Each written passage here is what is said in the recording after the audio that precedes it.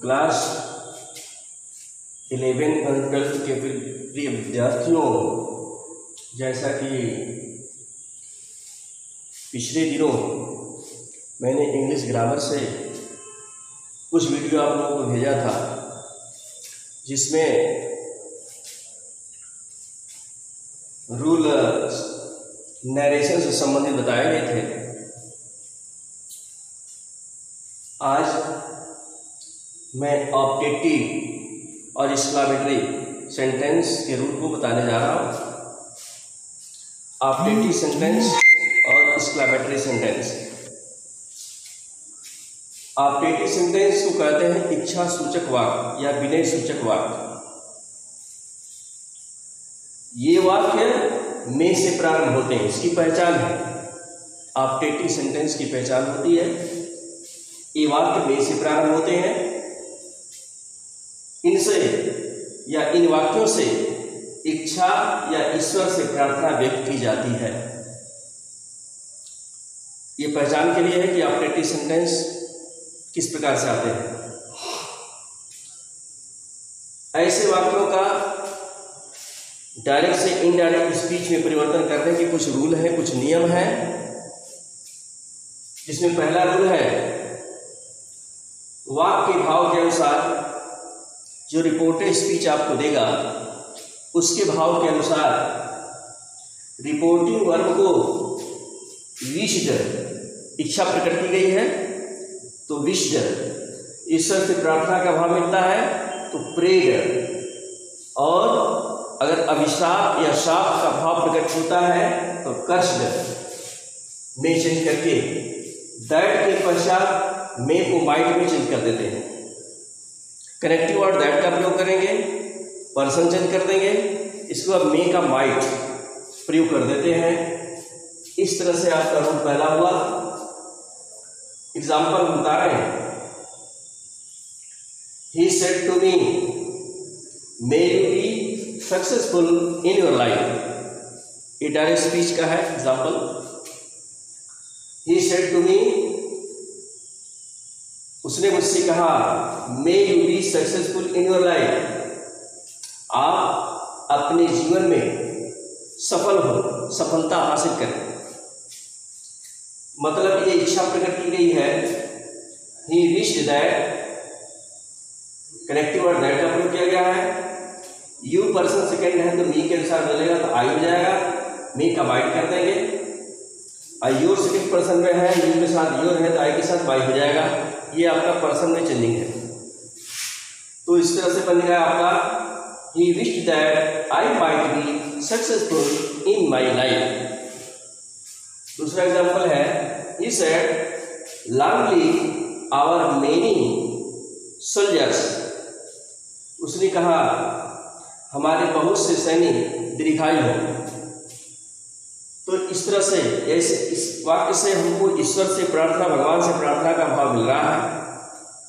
इस कंडीशन में हम ईश्वर से प्रार्थना के लिए क्या लिखेंगे, सेड को हटाएंगे, प्रेड टू गॉड, गॉड से पहले टू लगा देंगे।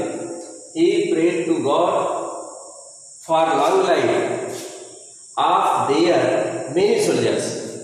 यहाँ बदला है, आवर को देयर में बदला गया है। इसमें कनेक्टिव वर्ड दैट का प्रयोग नहीं किया गया है, फॉर लगाया गया है।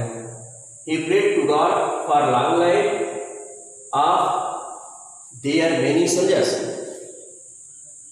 रूल दूसरा इसमें मिलता है, यदि दिए गए आपके सेंटेंस में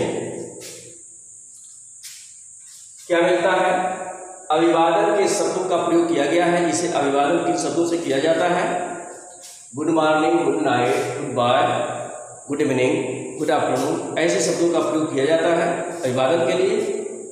तो जब अगर यदि सेंटेंस के अंदर इस तरह के भाव मिलते हैं तो इनकी उपस्थिति में रिपोर्टिव वर्ब की जगह बेड का प्रयोग कर देते हैं। रिपोर्टिव वर्ब जो सेड है, सेड के स्थान पर बेड का प्रयोग कर देते हैं।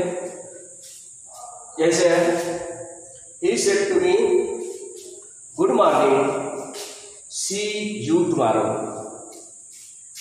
इसको बदलेंगे तो सेट टू को बेड बदला गया है, he bade me good morning में जी कैपिटल को स्मॉल लेटर में लिख देंगे, नोटे का वहां हट जाएगा। He bade me good morning and यहाँ कमा लगाएंगे, एंड कर देंगे। Said that he would, you बदला ही के अनुसार, आई बदलेगा, यू सेकंड पर्सन है, सेकंड पर्सन बदलेगा, ऑब्जेक्ट के अनुसार, ऑब्जेक्ट भी है तो आई हो जाएगा। यहाँ पर मिस्टेक है, ही के स्थान पर आई कर देंगे। I would see me the next day, फिर से समझिए, he bade me good morning and said that I would, ये वुड का प्रयोग क्यों किया गया, क्योंकि टुमारो दिया। टुमारो मतलब ये फ्यूचर टेंस की बात है, भविष्य काल की बात है। सी मी द नेक्स्ट डे, यहां चेंज किया गया टुमारो को द नेक्स्ट डे। यहां पर चूंकि आई या ही में से किसी एक को लिख सकते हैं,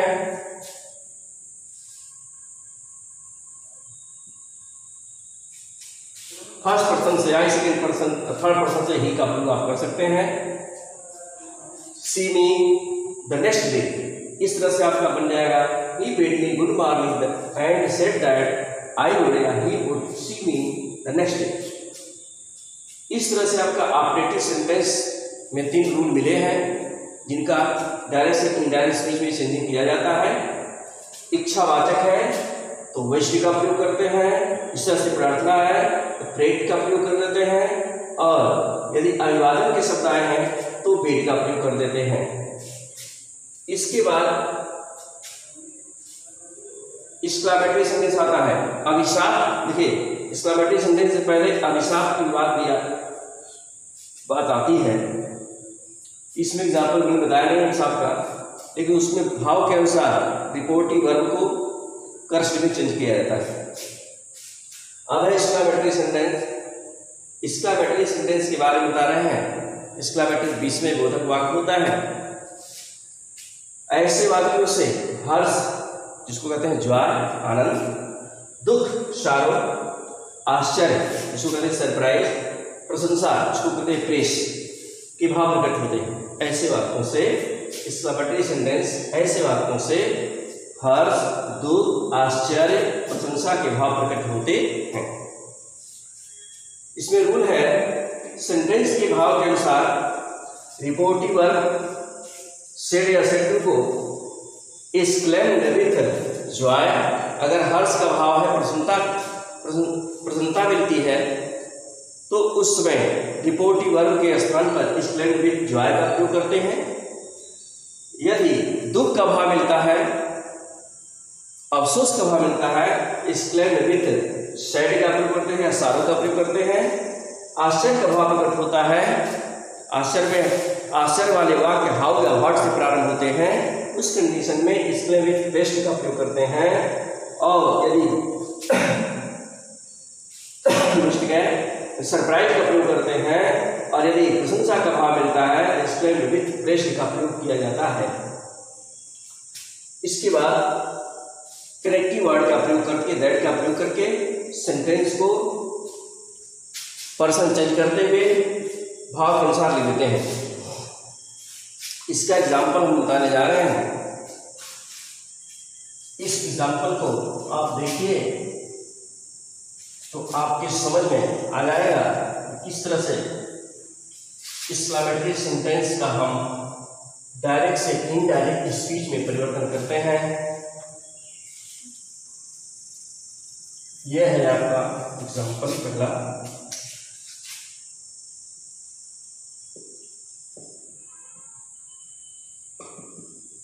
डायरेक्ट स्पीच का पहला एग्जाम्पल है,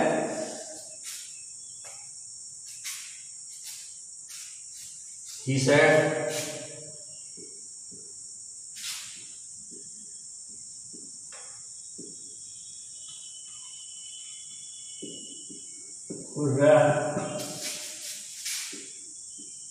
we have one.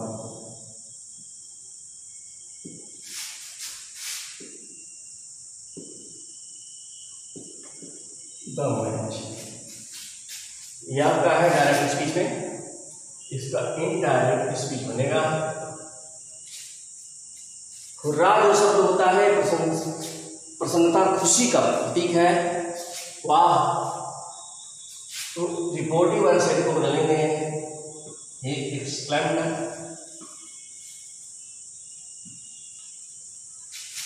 with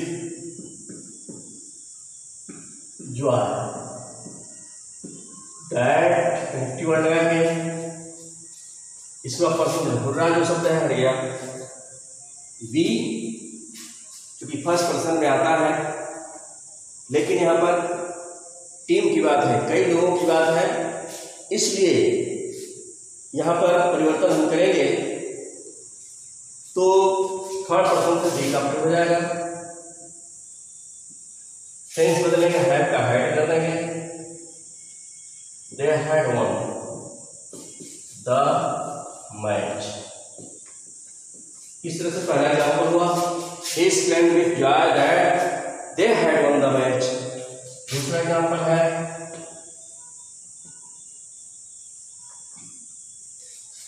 second example इसका है, he said alas, he said alas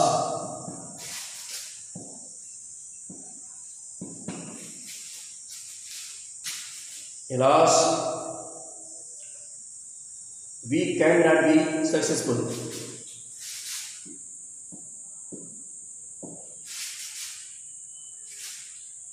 We cannot be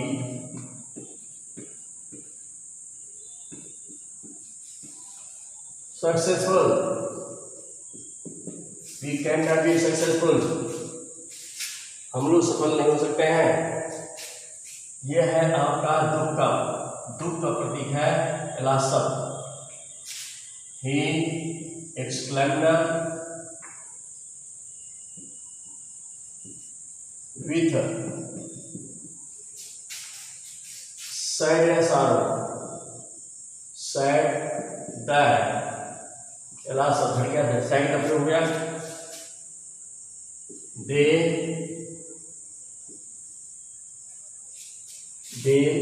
can का प्रयोग कर देंगे। They could not be successful।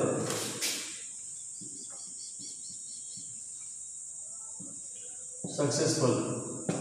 इस तरह से सेकंड एग्जाम्पल हुआ। थर्ड एग्जाम्पल है डायरेक्ट स्पीच में। तीसरा example, the captain said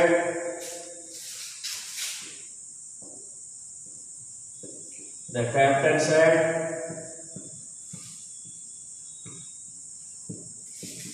bravo प्रशंसा है, ब्रेवो शाबाश, you have fought well। Fight का second part fought well।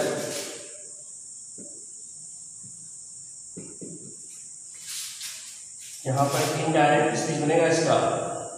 The captain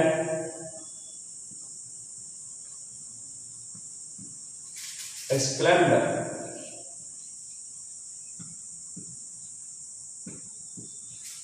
with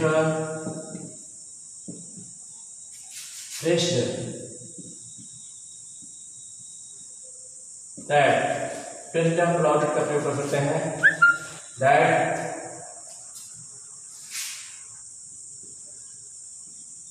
they fought well। they ये पास्ट इंडिफिनिट है, इसको पास्ट में बदलेंगे हैड का प्रयोग है। they had fought,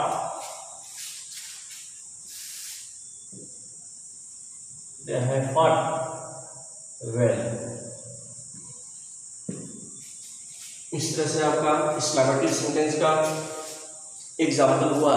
किस तरह से डायरेक्ट से इनडायरेक्ट बदलते हैं, सरप्राइज के लिए बताते हैं।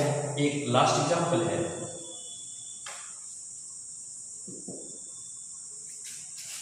he said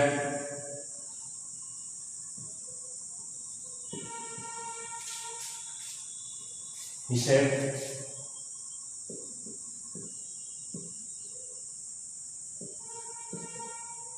how beautiful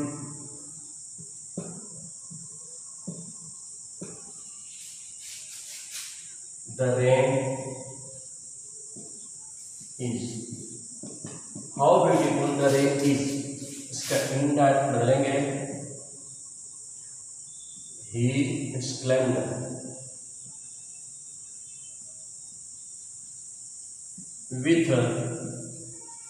आश्चर्य, सरप्राइज,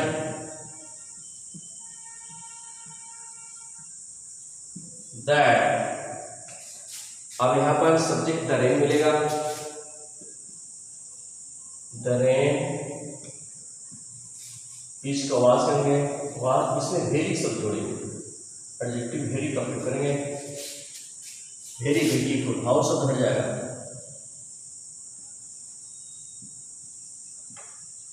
इस तरह से आपका एक्सक्लेमेटरी सेंटेंस का रूल के अनुसार एग्जाम्पल हुआ। इसको आप लोग ध्यान से अपने नोटबुक पर तैयार कीजिए, वीडियो को देखिए और अपने समय का सदुपयोग करते हुए अपने अध्ययन को आगे बढ़ाइए। धन्यवाद। अब अगला वीडियो अगले दिन भेजा जाएगा।